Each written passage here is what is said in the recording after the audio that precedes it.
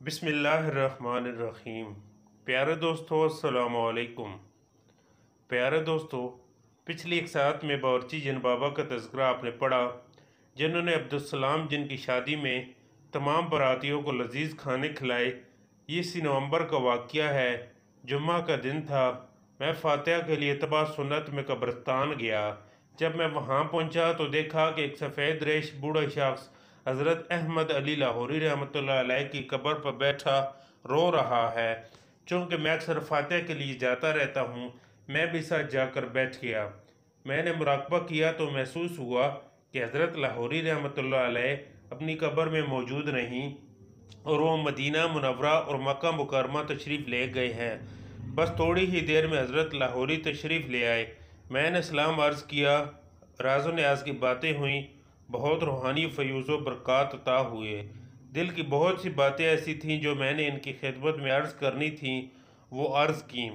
हज़रत लाहौरी ने एक बात जो ख़ास तौर पर ज़ोर देकर फरमाई, वो ये कि सारे आलम में हवादिस, वाक़यात, मुश्किलात और परेशानियाँ रोज़ बरोज़ बढ़ती चली जाएंगी। बेसकूनी हद से ज़्यादा बढ़ जाएगी। बेचैनी गुमां से भी ज़्यादा लंबी हो जाएगी। माल नहीं मिलेगा, चीज़ें नहीं मिलेंगी, फिर माल होगा तो चीज़ें नहीं होंगी। घर घर लड़ाई झगड़े और मायूसी इतनी बढ़ जाएगी कि ज़िंदगी से मौत को तरजीह दी जाएगी। मैंने हज़रत लाहौरी से अर्ज़ किया, आखिर इसका कोई हल भी होगा। ठंडी सांस लेकर फरमाने लगे, सिर्फ 3 चीज़ें हैं। पहली चीज़ ये है, फजर की सख्त पाबंदी और एहतमाम के साथ बकिया नमाज़ों की भी पाबंदी की जाए। दूसरी चीज़ ये है, आयत करीमा और इस्तग़फ़ार का कसरत से विर्द किया जाए। तीसरी और आखिरी चीज़ ये है, आंखों की एहतियात यानी गुनाहों से बचा जाए। मैं बैठा हज़रत लाहौरी की बातें सुन रहा था। मेरे साथ बैठे बाबा जी मुसलसल रो रहे थे। उसी दौरान मैंने हज़रत लाहौरी से पूछा कि ये मेरे साथ बैठे बाबा जी कौन हैं जो मुसलसल रो रहे हैं। हज़रत लाहौरी फरमाने लगे, खुद ही तारुफ कराते हो, खुद ही लाताल्लुक़ हो जाते हो। मैं हैरान हुआ तो फरमाने लगे, अब्दुस्सलाम की शादी याद है? और अब्दुस्सलाम की शादी में जो बूढ़े बावर्ची जिन थे वो यही थे। ये इस वक्त इंसानी शक्ल में मेरे पास मुलाकात के लिए आए बैठे हैं। जब मैं आलम दुनिया में था तो इस वक्त ये और इनकी नस्लें मेरे पास बहुत ज़्यादा आया करती थीं। अच्छे और मुखलिस जिन हैं। मैंने हज़रत से पूछा कि हज़रत, मेरे पास जन्नात और बहुत ज़्यादा आते हैं। करोड़ों से ज़्यादा जन्नात मेरे हमनशीन और मेरे साथी हैं। कौन सी ऐसी चीज़ मैं इख्तियार करूं जिससे ये खुश हों और उनकी मोहब्बत और ज़्यादा बढ़ जाए? तो फरमाने लगे, बस एक चीज़ जिसको ये बहुत ज़्यादा पसंद करते हैं, वो खुशबू, कच्चा गोश्त, चावलों को उबालते वक्त जो खुशबू उड़ती है, या फिर जानवर को ज़ब्ह करते हुए जो पहला खून निकलता है, ये चीज़ें इनको बहुत पसंद है।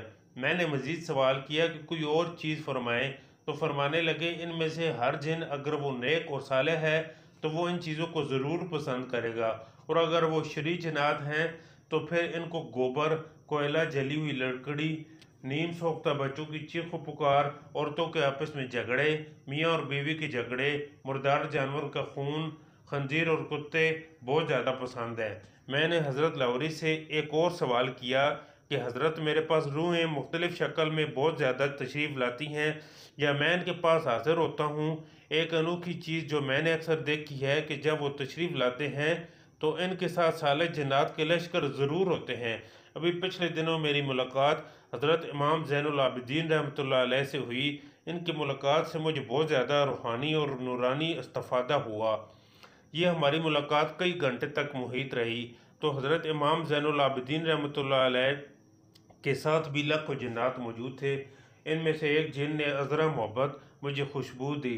हज़रत लाहौरी फरमाने लगे, दरअसल जिन्नात इनके खुद्दाम होते हैं और ये खुद्दाम अपने मखदूम के साथ ही चलते हैं।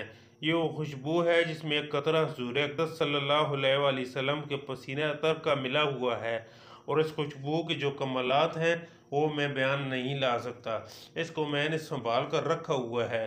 जब भी वो खुशबू लगाता हूँ, खूबसूरत ज़ियारतें शुरू हो जाती हैं। मुराकबे से फ़ारिग होने के बाद मैंने बावर्ची जिन बाबा को अपना तारुफ कराया और अब्दुस्सलाम की शादी का इनको हवाला दिया। मेरी बात सुनकर बावर्ची जिन बहुत खुश हुए, बड़े पुरतपाक से मिले।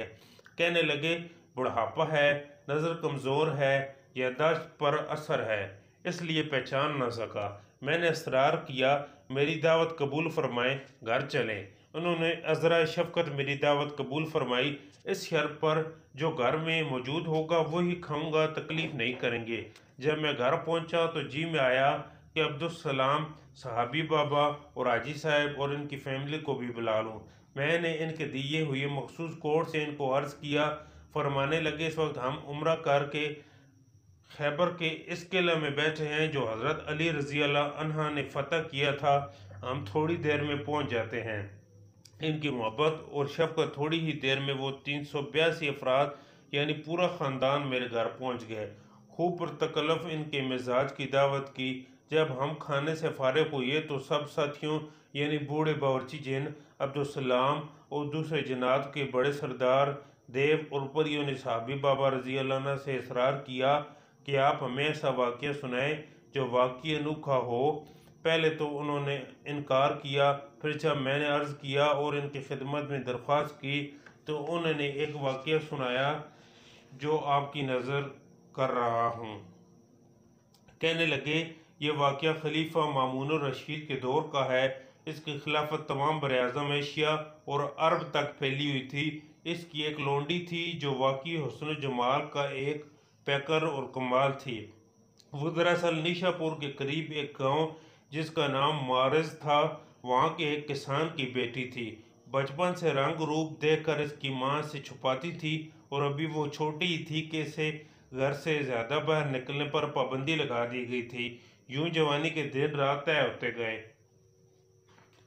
گاؤں کے نوجوان بلکہ ہر نوجوان کی خواہش تھی کہ اس سے شادی کرے، لیکن اس کے ماں اور باپ کی خواہش تھی کہ بیٹی ایسے شخص سے بیاہ ہی جائے جو صالح ہو چاہے غریب ہی کیوں نہ ہو۔ یہ بات خلیفہ کے ایک وزیر واسق عطا جدری کے ذریعے خلیفہ تک پہنچی۔ اب جب خلیفہ نے اس کسان کے گھر مامون الرشید کی اطلاع پہنچائی تو وہ حیران ہوئے کہ ہماری اتنی کیا اوقات ہے، خلیفہ تو ہم سے مقام اور مرتبے میں بڑا ہے۔ آخرکار انہوں نے وہ لڑکی خلیفہ کو دے دی۔ خلیفہ نے اسے اپنے حرم کا حصہ بنا لیا اور سب لونڈیوں سے اونچا مقام دیا۔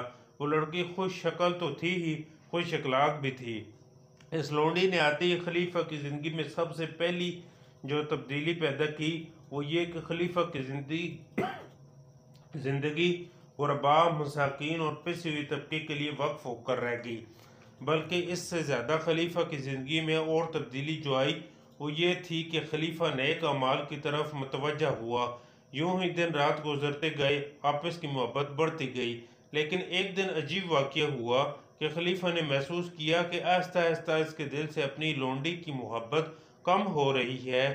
خود اس لونڈی نے محسوس کیا کہ محبت کی جو شدت پہلے تھی وہ شدت واقعتاً کم ہو رہی ہے۔ اب خلیفہ مامون بھی پریشان، بلکہ ایک بات تو خلیفہ اس لونڈی کو کہہ بیٹھا کہ اب تیرے حرم میں میرا دل آنے کو نہیں چاہتا، بعض اوقات کھچے اور دکھی دل کے ساتھ آتا ہوں، کیا کروں مجبور ہو کر آتا ہوں، ورنہ جو پہلے دل اور محبت کی موجوں کے ساتھ آتا تھا اب معاملہ اس طرح نہیں۔ خلیفہ کے دربار میں ایک درویش شیخ سعید بن ثابت المروزی رہتے تھے جو کہ خود بہت بڑے عامل تھے۔ ان سے تذکرہ ہوا تو انہوں نے 3 دن کی مہلت مانگی۔ 3 دن کے بعد انہوں نے انکشاف کیا کہ اس لونڈی کے حسن و جمال کی وجہ سے ایک طاقتور عامل جن اس لونڈی کے پیچھے پڑ گیا ہے جو اسے ہر صورت میں پانا چاہتا ہے، اور اس نے کالے جادو کے ذریعے لونڈی کو آہستہ آہستہ خلیفہ سے دور اور خلیفہ کو لونڈی سے دور کرنا شروع کر دیا ہے، اور ان قریب ان دونوں میں نفرت ہو جائے گی اور لونڈی کو خلیفہ اپنے حرم سے نکال دے گا۔ یوں یہ اپنے گھر واپس کسان کے پاس چلی جائے گی اور اس کالے جن کا مقصد پورا ہو جائے گا۔ اس درویش نے ایک اور بات یہ بھی کہی کہ گھریلو جھگڑوں میں سارا ہاتھ جنات کا ہوتا ہے اور جھگڑوں میں ان کے کئی مقاصد ہوتے ہیں، ضروری نہیں ان کا مقصد عورت کو پانا ہو، ان کے اور بھی کئی مقاصد ہوتے ہیں۔ اگر ان گھریلو جھگڑوں کا علاج کرنا ہے تو ان جنات کے دفع کرنے کا انتظام کرنا بہت ضروری ہے۔ اس کی طرف اکثر لوگ توجہ نہیں دیتے، جس کی وجہ سے کام اکثر طلاق و جھگڑوں، گھریلو بے سکونی کی طرف چلا جاتا ہے۔ بالکل یہی حال خلیفہ کا ہوا۔ اب جب خلیفہ کو یہ پتہ چلا تو وہ پریشان ہو گیا۔ لونڈی نے تو رو رو کر اپنا برا حال کر لیا۔ خلیفہ نے درویش کو حکم دیا کہ اب اس کیس کو حل کر اور اس کالے جن کا جادو ختم کر۔ درویش نے کہا کہ اس کالے جادو میں یہ جن اکیلا نہیں بلکہ ساتھ معاونت میں جنات کی ایک بڑی جماعت ہے۔ اس کے مستقل حل کے لیے مجھے بھی جنات کی مدد لینی پڑے گی۔ جب تک جنات کی مدد نہ ہوگی ہرگز مسئلہ حل نہ ہوگا۔ اب اچھا اور پریشان کہ اس کا کیا حل کیا جائے۔ اس دور میں ایک درویش بصرہ میں رہتے تھے جن کا نام مالک بن عبید تھا۔ بڑے اللہ والے تھے۔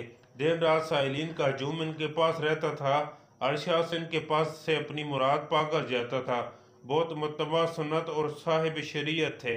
میں اس وقت ان کی محفل اور مجلس میں جایا کرتا تھا۔ خلیفہ کے درویش شیخ سعید بن ثابت ان سے ملنے آئے کہ یہ مسئلہ ہے، آپ کے پاس لاتعداد جنات آتے ہیں، کسی بڑے طاقتور جن کے ذریعے یہ مسئلہ حل کرا دیں۔ چونکہ میں اس وقت موجود تھا اس لیے انہوں نے مجھے فرمایا کہ آپ یہ کام کر دیں۔ میں نے تعمیل حکم میں جی کہہ دیا اور کچھ دنوں کا وقت مانگا۔ اب میری کہانی سنیں کہ میں نے کس طرح اس کالے جن کا پیچھا کیا اور کس طرح اس جادو کو ختم کیا۔ سب سے پہلے میں نے درویش کو چند اعمال کی تراکیب بتائیں اور پھر اس درویش نے خلیفہ کو یہ تراکیب بتائیں۔ یہ اعمال اور تراکیب اب تک میں نے بے شمار لوگوں کو بتائے اور کیے۔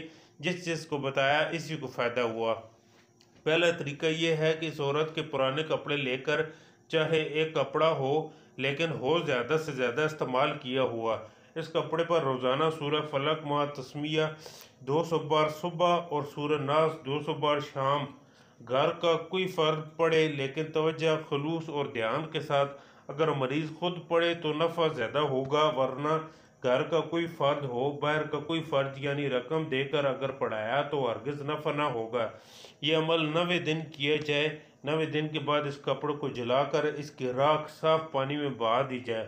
دوسرا، سارے گھر والے یا گھر کے چند افراد یا خود مجبور افراد دن رات یا حکیم ہو یا عزیز ہو یا لطیف ہو یا ودود ہو، یا حکیم ہو یا عزیز ہو یا لطیف ہو یا ودود ہو، بکثرت یعنی روزانہ وضو بے وضو پاک ناپاک ہزاروں کی تعداد میں پڑھیں، ہزاروں کی تعداد سے کم نہ ہو۔ یہ عمل 90 دن کریں۔ تیسرا، صدقہ جتنا زیادہ تعداد میں اور قیمتی ہوگا اتنا زیادہ نفع ہوگا، ورنہ جتنا ہو سکے گائے، بکری، بکرا اور نقدی رقم کی صورت میں ایسے غریبوں جو نمازی اور ذکر کرنے والے ہوں روزانہ 90 دن تک تلاش کر کے دیا جائے۔ بس یہ عمل میں نے انہیں کرائے کیونکہ جو شخص یہ تینوں عمل کرتا ہے، ہاں اگر تینوں میں سے ایک عمل بھی کم ہوا یا کمزور ہوا تو سورہ فلق اور سورہ ناس کے موکلات ہرگز مدد نہیں کریں گے، اور جناتی اور سفلی چیزیں، کالا جادو اور جنات ہرگز نہیں ٹوٹیں گے، کیونکہ ذکر اور صدقہ دراصل ان موکلات کی خوراک اور مدد ہے۔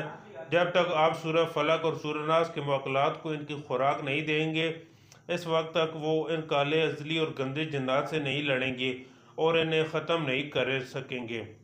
خلیفہ کی لونڈی نے یہ سارے عمل خود کیے اور صدقات کے خلیفہ نے حد کر دی۔ پھر خود خلیفہ نے بھی یہ ذکر کثرت سے کیا۔ اس کی وجہ سے محبت بڑھنے لگی اور دل کی جدائیوں میں مرہم بھرنے لگا۔ شکستہ دل اور دور ہوئے جسم دوبارہ قریب آنے لگے۔ 90 دن کے بعد بھی انہوں نے یہ ذکر نہ چھوڑا۔ دن بہ دن ذکر میں اضافہ ہوتا چلا گیا۔ انہوں نے کپڑا جلا کر راکھ پانی میں بہا دی۔ ادھر وہ جنات جنہوں نے اس کالے جن کی مدد کی، ان کا بہت نقصان ہوا، ان کے گھر جل گئے، ان کے بچے مر گئے، بہت حادثات رونما ہوئے۔ صورتوں کے طاقتور ترین موکلات ان کا اتنا حشر کیا کہ انہیں عبرت کا نشان بنا دیا۔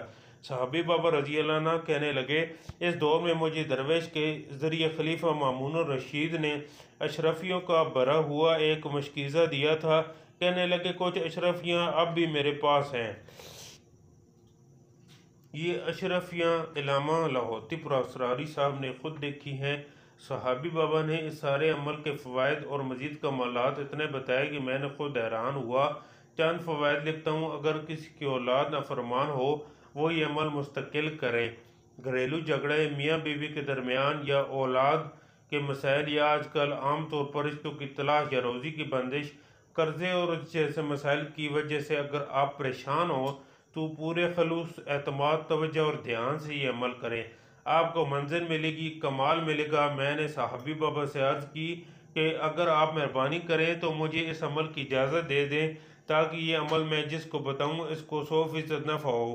صحابی بابا نے خوشی سے اس عمل کی اجازت دے دی اور میری طرف سے اس عمل کی